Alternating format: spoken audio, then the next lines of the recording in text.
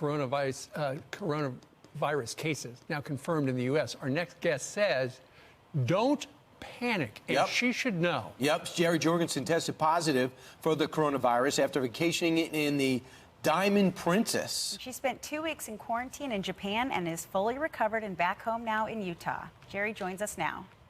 Good morning, Jerry. Thank you so much for calling in. How are you feeling? You're welcome. I feel great. I have felt great the whole time. Okay, so take us through your story. What did you experience? As soon as I tested negative on the cruise ship, we were kind of surprised that it was me and not my husband, because he's on immunosuppressant drugs for a double kid. He's had 2 kidney transplants. So they took me by ambulance up to Fukushima, where I was in quarantine in the Japanese hospital for 2 weeks until I got 2 negative results. So, Jerry, your husband, I know, eventually did contract the virus, and there's something alarming about his story in that although he's recovered physically, he continues to still test positive. And we've been telling America, the medical community has, that 2 weeks is the quarantine time. And how long has he been testing positive for? And I understand he was being tested today. How was that result? Yeah, he's been testing positive. I'm having a little bit of audio problems, so I hope I'm answering the right question. You sound good. But he tested positive about 3 weeks ago, and it's taking him longer to shed this virus. A theory is that because he's on the immunosuppressant drugs, that it might be taking a little bit longer for him to shed the virus. But he has not had any symptoms at all throughout this whole ordeal. Yeah. So, that's great news. So, Jerry, you had it, and you beat it, right?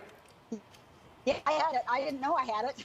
But I felt fine. So you never felt you never felt any of the symptoms? None, not one. That's an important message to remember, that although the majority of people will only have mild symptoms, there are going to be people who actually have the virus that have no symptoms at all, which is why social distancing for everyone is so important, because even though you feel fine, you still could be infecting those around you.